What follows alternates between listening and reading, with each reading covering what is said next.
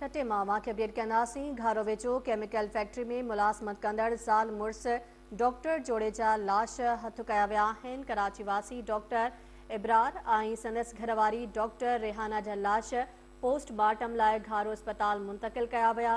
घारो police मूजिब ॿिन्ही जो मौत फैक्ट्री में साह बुसाट ॾियण सबबि थियण जा इतला आहिनि, जॾहिं त इन हवाले सां वधीक जांच कई पई वञे।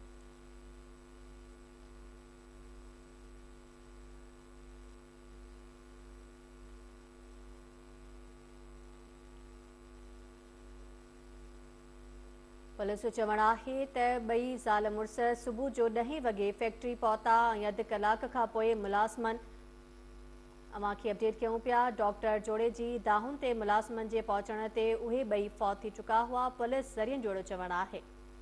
तफ़सील सां राब्तो कयो आहे KTN न्यूज़ रिपोर्टर महबूब रोही सां। जी महबूब, छा तफ़सील आहिनि?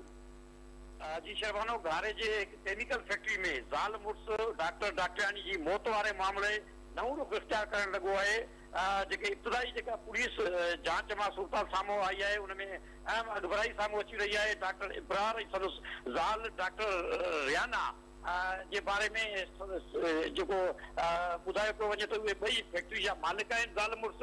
ऐं फैक्ट्री जेका केमिकल फैक्ट्री आहे घारे लॻ, उनमें अॼु सुबुह जो 10 वॻे उहे ॿई दस्तूर मूजिब कराची खां पंहिंजे ऑफिस जेको आहे फैक्ट्री पहुता हुआ ऐं फैक्ट्री जे ऑफिस में वेही उन्हनि उते चांहि बि पीती हुई। अधु कलाक खां पोइ संदनि दाऊं ॿुधण में आयूं। जीअं ई उते मुलाज़िम ॿिया पहुता त उहे जेके आहिनि उनजी घरवारी डॉक्टरानी जेका रियाना उहा गेट वटि उते दम ॾेई चुकी हुई, जॾहिं त उनजो मुड़ुस जेको आहे इब्रार उहो अंदरि ई फोत थी चुको हो।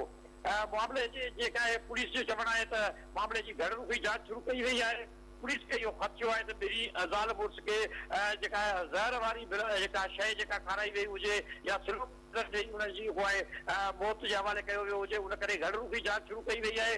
छाकाणि जो फैक्ट्री जो हिसो जेको आहे केमिकल वारो हिसो आहे उहो ऑफिस उन खां ॿाहिरि आहे, ॿाहिरि आहे, परे ॿुधायो वञे थो।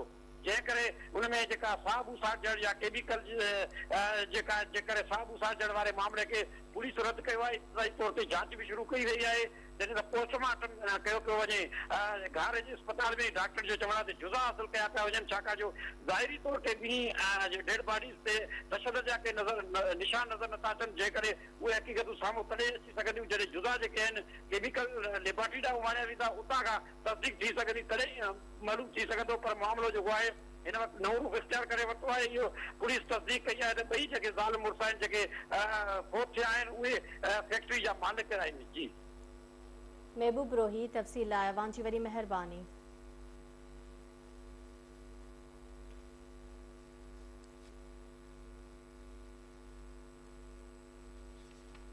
जी नाज़िम, ॿिए पासे